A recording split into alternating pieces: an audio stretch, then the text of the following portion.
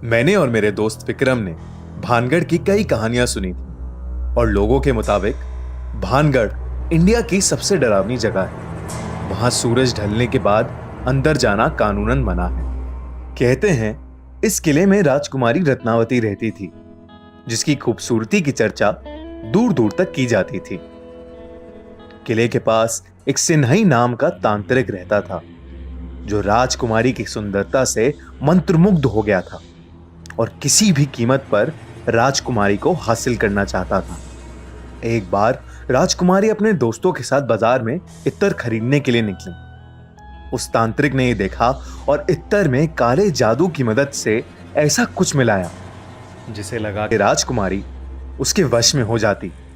किसी नगरवासी को इसकी भनक लग गई और उसने राजकुमारी को जाके ये सब बता दिया। ये सुन के राजकुमारी ने वो इत्तर की बोतल महल के बाहर फेंक दी और वो चट्टान पर जा गिरी। काले जादू के कारण वो चट्टान उस तांत्रिक की ओर आकर्षित हुई और उसे कुचल डाला। अपनी आखिरी सांसें लेते हुए उसने पूरे भानगढ़ को एक श्राप दिया। भानगढ़ अब कभी सुखी नहीं रह पाएगा और यहाँ जो कोई भी निवास करेगा सब मारे जाएंगे।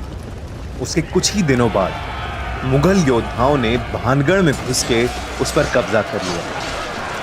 उस लड़ाई में 10,000 लोग मारे गए, जिसमें कई औरतें और छोटे बच्चे भी थे। राजकुमारी रत्नावती को उन्हीं के कमरे में घुस के मार दिया गया था। कहानियों की माने तो आज भी वहां उन लोगों की आत्माएं घूमती हैं और जो भी इंसान सूरज ढलने के बाद वहां गया है वो कभी वापस नहीं लौटा। हमने सोचा कि हम भानगढ़ जाके पता लगाएं कि क्या सच में वो इतनी भयानक जगह है या ये सब सिर्फ एक कहानी है। करीब रात 8 बजे गार्ड को कुछ पैसे देके हम अंदर घुस गए। अंदर घुसते ही कुछ ऐसा लग रहा था जैसे हवा रुक गई हो और एक अजीब सी घुटन हो रही थी। हमने किले के 1-2 चक्कर लगाए, लेकिन हमें कहीं कुछ भूतिया नहीं मिला। मुझे एक जरूरी कॉल करना था और नेटवर्क के चक्कर में मैं किले के एक दूसरी तरफ चला गया। जैसे ही मैंने कॉल मिलाया तभी मुझे किसी लड़की की चीख सुनाई दी और मैं भागा भागा विक्रम के पास लौटा, पर वो वहां था ही नहीं। मैंने उसे काफी आवाज लगाई, विक्रम विक्रम, पर कोई जवाब नहीं आया।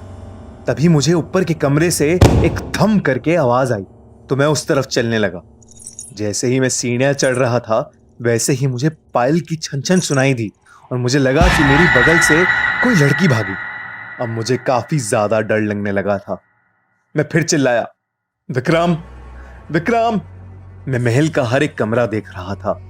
तभी मुझे एक कमरे की खिड़की की तरफ विक्रम खड़ा दिखा और मेरी जान में थोड़ी सी जान आई। विक्रम, कहां था यार तू? जल्दी चल यहां से, गलत आ गए हम यार, प्लीज चल यहां से, चल जल्दी से। विक्रम ने कोई जवाब नहीं दिया। मैंने जैसे ही उसका हाथ पकड़ा वैसे ही पीछे के दरवाजे से मुझे विक्रम की आवाज सुनाई दी। जब मैंने देखा कि विक्रम तो अभी दरवाजे से आया है और मैंने जिसका हाथ पकड़ा है वो कोई और है, तो मेरी बुरी तरह हालत खराब हो गई। जैसे ही मैंने उसका हाथ छोड़ा उसने मुझे मुड़ के देखा। उसे देख के मैं कांपने लगा और पीछे गिर पड़ा। विक्रम ने मुझे उठाया और हम दोनों भागे भागे वहां से निकले। मैंने उसे बताया कि मेरे साथ क्या क्या हुआ और विक्रम ने बोला कि उसे भी महल में किसी लाल साड़ी वाली औरत का भूत दिखा। हम वहां से बच के अपने घर तो आ गए, लेकिन उस घटना के बाद अब हम कभी भानगढ़ की कहानियों को नजरअंदाज नहीं करते और ना ही किसी को वहां जाने की सलाह देते हैं। सब्सक्राइब करिए और सुनिए हर मंडे एक ऐसी ही सच्ची हॉरर स्टोरी।